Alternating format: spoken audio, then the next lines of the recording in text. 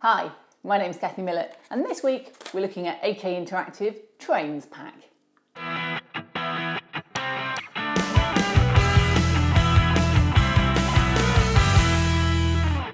So if you're into trains or modelling, you will no doubt have hundreds of photos of trains, boxcars, locomotives, everything that you need to model basically weathering. So go in to get those photos, have a good look and see how the rust and the grime and the streaks actually build up. In some cases it's streaky, in some cases it isn't, and it really depends on the type of boxcar, the type of weather, the type of mud almost, or the grime that's on there, whether it's rust or whether it's actual dirt.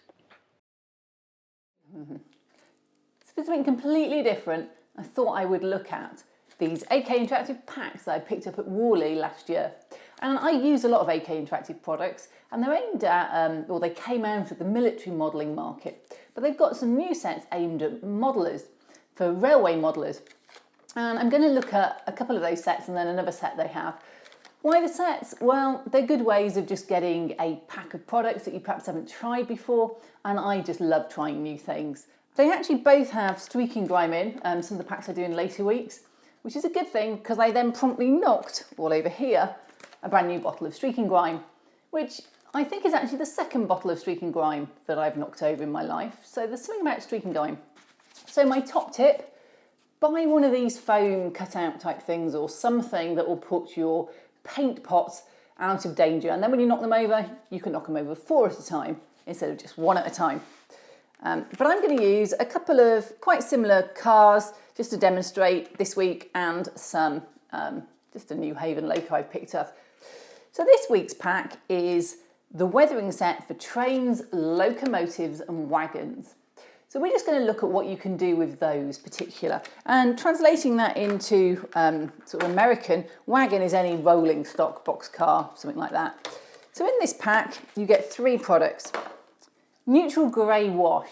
Now washes are made to run around detail parts and to put some sort of low lights into areas and pick them out. They're really useful and they run very well, and these are all enamel products because when you're weathering, certainly in the military modelling world, you start off with acrylic paints and then you put enamel over the top, and it doesn't lift the acrylic off because they're 2 different solvent bases. The other one I've got is rust streaks, very useful, and streaking grime. Now this is the full bottle, so they're definitely all going in here to be safe. We're going to start off with the wash, and there's a way you would do these, and I probably should say before I get going, you need to get some books of just boxcars or whatever it is you're weathering. If you're wanting to know how to use the AK Interactive sets, then they actually do a book, Trains, which is brilliant. It has an awful lot of how they do their washes, their filters, their streaking grimes, all of these sorts of things, and they come up with some beautiful results. So if you're unsure how to use the products and you don't want to go out and start spending loads of money, I mean, these were £10 for 3, so I don't think they're that expensive, then by all means buy one of these books and they explain it. And there's plenty others. MIG by Ammo is another company that does amazingly similar and very good products too. So either of those if you see them around. So I'm going to start with the wash, which is this one. And a wash, you put it on around details. You wait for it to dry a little and then you take the excess off. So I'm going to show you that on the side of this boxcar where it's a reefer. Worth saying that if any of these look really brown, yeah, that would be because I did spill the entire streaking grime all over them, and it's easy enough to get it off. So if you get this wrong, not to worry. This entire side was covered in brown enamel paint yesterday. So you can put it on with actually I'm going to use a finer brush than this. I've got 2 sizes of brush here, thick and thin, and oops, I'm going to use my thin one because I don't want to splodge it around too much. Yeah. So I've probably got, oh dear, there we go. Very excessively, you do not need to put it on this thickly. I'm having one of those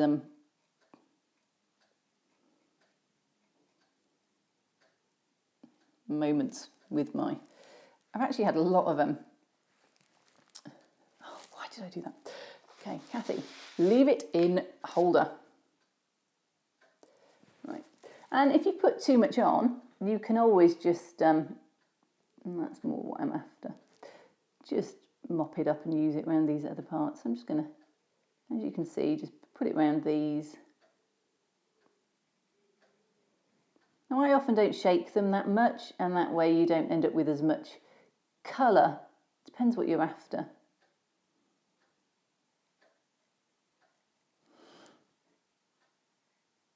Now I'll just talk a little bit while I'm doing this about the difference between a streaking grime and a wash.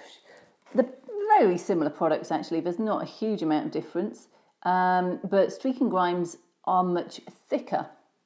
They're aimed at sort of creating a sort of, well, a grimy look, and for that they do have a little bit more thickness, but you know, you can shake them a little bit thinner if you don't want them to be as thick. I find these very versatile, and some of these colours I just adore, so I tend to use them on a lot of things. The winter streaking grime, which will be in a future week, is the perfect colour for a halo Master Chief green sort of weathering. So there we go. Should any of you want to do that? You can go use that.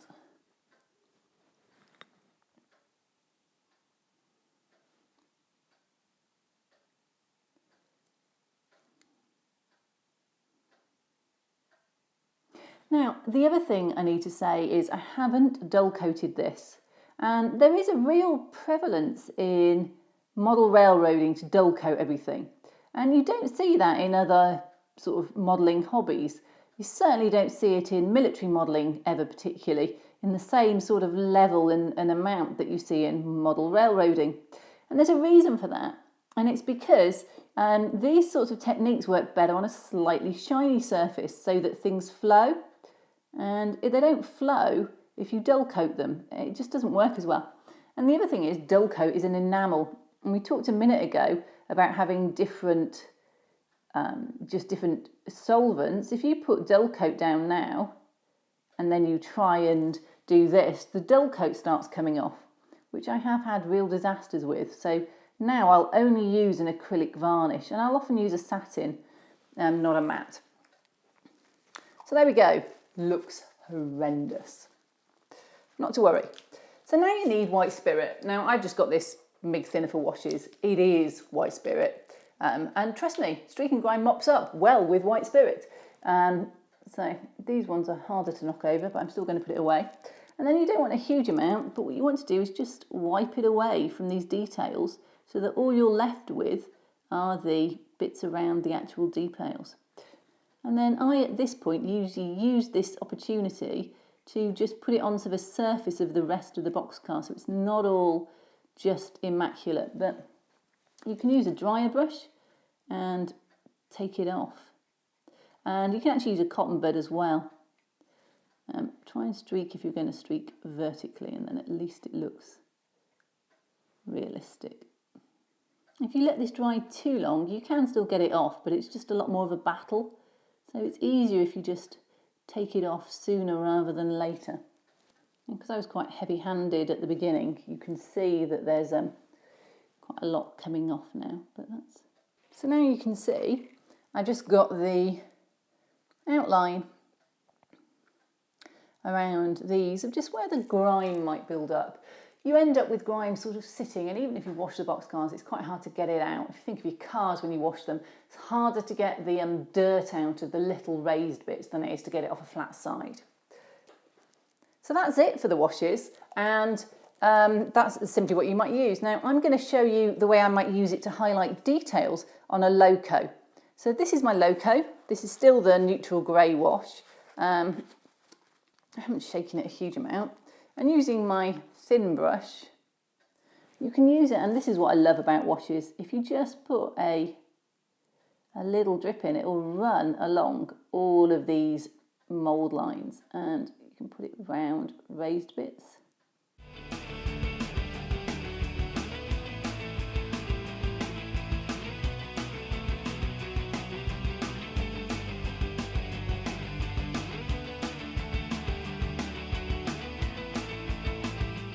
Now, to show you what I do with streaking grime, I'm going to take the side of this car and its roof, and I'm going to apply some streaking grime. Now, you need to think where it would streak, and you don't want to put a huge amount on, which is a good thing because I don't have huge amounts left after I keep spilling it. And then I'm just going to put a little bit along here. You can see I haven't particularly shaken this.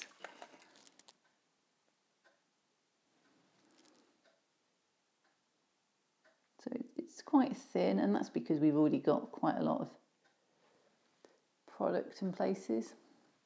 And then along these sills. Okay. And then along the roof. And then what we need to do is take our brush, and this is where this really shattered, nasty looking brush actually works quite well.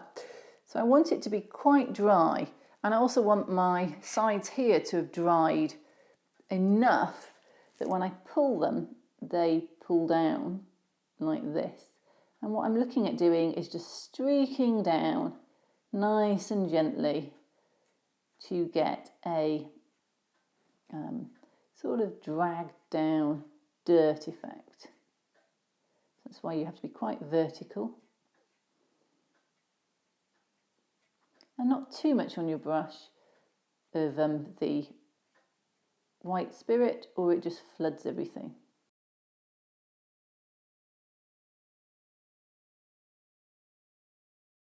And then do the same, this time coming up from the bottom. And then if you feel it's a bit heavy, again, cotton bud, not too much white spirit. So that's the side, and then the roof is exactly the same. And then what I really like to do on these roofs is get the rust streaks, which is this other bottle. Not that I'm being obsessed about putting the lids on, but give that a nice thick shake. And then these are going to be more rusty, and this is a bit brighter. That streaking grime doesn't really show as much. So I'm going to put that along the inside here. Now it's worth experimenting with how long you leave these to dry. You get a very different streak if you let them dry till they're quite solid than if you try and sort of do everything right at the beginning. The rest has had 5 minutes, but the side has set. Now at this point, I always think you need to get your brush, your thinner, and just go over it again. And it just normally looks a little overdone at this point. And I find just a second coat smooths things out. You're really just looking to get rid of any harsh, I don't know, just muck really. There's places around here where it just looks a little dark and uneven. And I always think this second just smoothing out makes all the difference. And you've had a chance for it to set and see what it looks like, which I think is really important. Just remember to do everything vertically. Okay, and now on to my rust. Now, I have been known to wipe this down the side by mistake, so don't get too ecstatic about them or too carried away. But it is literally just a case of doing very much the same, just smearing it down.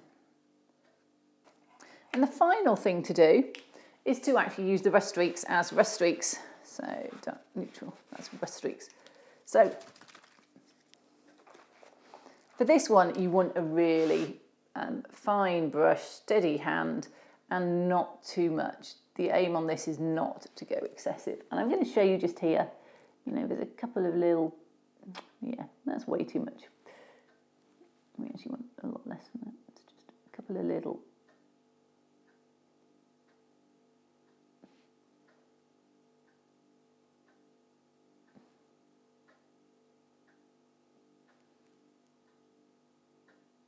And let those dry. They don't take long, you know, enamels do dry fairly quickly. And the thing we're going to do now is we're going to take this brush and have it fairly dry with white spirit and streak it down. Now again, remember you want to streak vertically, so you need this to be in a direction where you're happy streaking vertically. And the rust will all run in the direction downwards. It doesn't run uphill. Rust is there streaking down because there's been a dent, the paint's come off, and the water has washed it down and it has stained the paintwork. All I'm going to do is I'm going to take this and I'm going to drag down.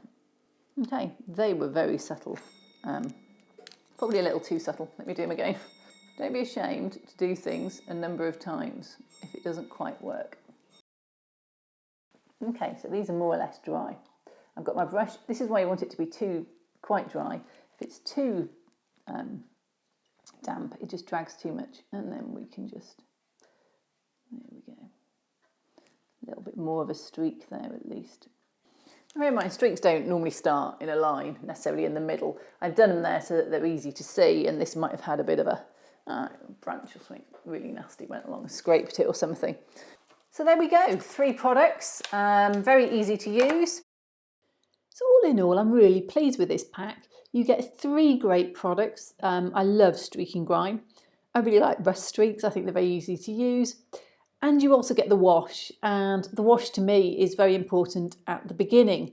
And it probably doesn't show up as much on a plain-sided boxcar like this, but in some of the future weeks I have used the wash anyway, even though it wasn't in the packs, just because it is a very versatile product.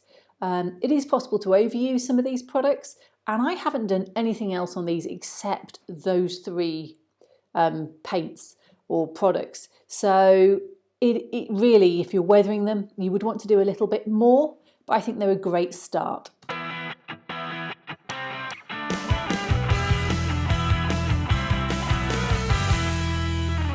Hi, my name's Cathy Millett, and this week we're going to be chatting to the mini Cathys. What's it like being really small? So, N-Scale Cathy, tell me a little bit about yourself. This is exciting. I've never been on TV before. I mean, I know I'm on YouTube, but that's not the same. This is like a proper TV show. Oh, so exciting. I'm N-Scale Cathy. Hi, I'm N-Scale Cathy. Nice to meet you. I'm so excited. Okay, deep breath. Whew. You're certainly very excited. Well, so I'm N-Scale Cathy. I'm a little Cathy. And years ago, Big Cathy went in a shrinkometer and she made me. And she also made HONO and Mill Scale Cathy. But yeah, okay, so she made all of us. So we're all like mini versions of her. But I'm the really little one. Except it's really hard being little. I'm little. I mean, everybody else can run across the carpet. I get stuck in it. It's like a huge forest. I mean, I know you put wood downstairs, which is good, but forest upstairs? Just getting up those stairs. Though, yes, it is easier to climb up carpet than it is wood. I know that, but wow! Oh, yes. Yeah.